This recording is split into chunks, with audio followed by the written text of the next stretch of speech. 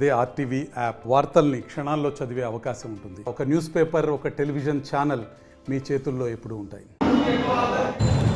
వాళ్ళ పిల్లల్ని విదేశాలకు పంపించి చదివిద్దామని ఎంతో మంది ఆలోచిస్తుంటారు.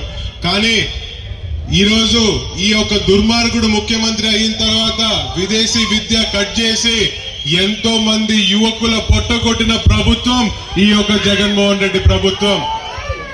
చంద్రబాబు నాయుడు గారు అధికారంలో ఉన్నప్పుడు, ముఖ్యమంత్రిగా ఉన్నప్పుడు బీసీలు అంటే బ్యాక్వర్డ్ కాస్ట్ అని ఎవరు అనుకునే వాళ్ళు కాదు. బీసీలు అంటే బ్యాక్ బోన్ రాష్ట్రానికి అనుకునే విధంగా ఆ రోజు మన బీసీ సోదరులకి న్యాయం చేయడం జరిగింది. మరి మనం చూసుకుంటే ఈ యొక్క దుర్మార్గుడు ముఖ్యమంత్రి అయిన తర్వాత 70 మంది బీసీ సోదరులని కిరాతకంగా చంపుకున్నారు. ఈరోజు దాని గురించి ఒక్కడు మాట్లాడడం. ఈరోజు నిజంగా వాళ్ళకి బీసీల మీద చిత్తశుద్ధి ఉందంటే బయటికి వచ్చి రమ్మని చెప్పండి. బీసీలకి పదవులు ఇచ్చి బీసీలకి న్యాయం చేస్తా అంటే ఒప్పుకోరు. ఇక్కడ గుమ్మనూరు జయరాం గారికి మంత్రి పదవి ఇచ్చినారు.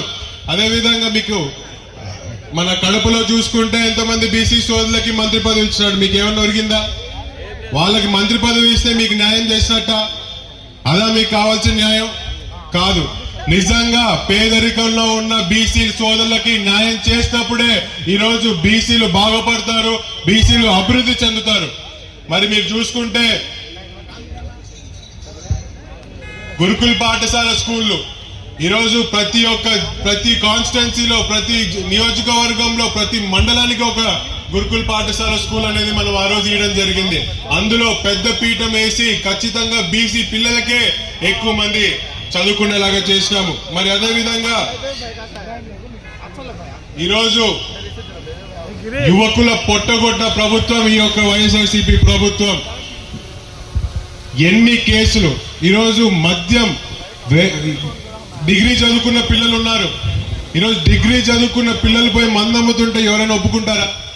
ఎంతో మంది పిల్లలు తండ్రి తల్లులు ఉన్నారు.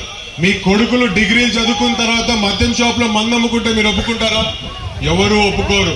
ఈరోజు డిగ్రీ చదువుకున్న పిల్లల పరిస్థితి ఏంటి? ఈరోజు మందమ్ముకోవాలా, లేకపోతే 5,000కి వెళ్ళి వాలంటరీ ఉద్యోగం చేయాలా? ఇది ఈరోజు యువతకి పట్ల కర్మ. మరి మీ అందరూ గమనించినారో లేదో, ఒక్కొక్కరి తల మీద 2 లక్షల రూపాయల అప్పు ఈరోజు మీరు చేసినట్టుగా లెక్క. మీరు ఎక్కడైనా చేస్తారా? మీరు ఎవరైనా చేస్తారా 2 లక్షల అప్పులు?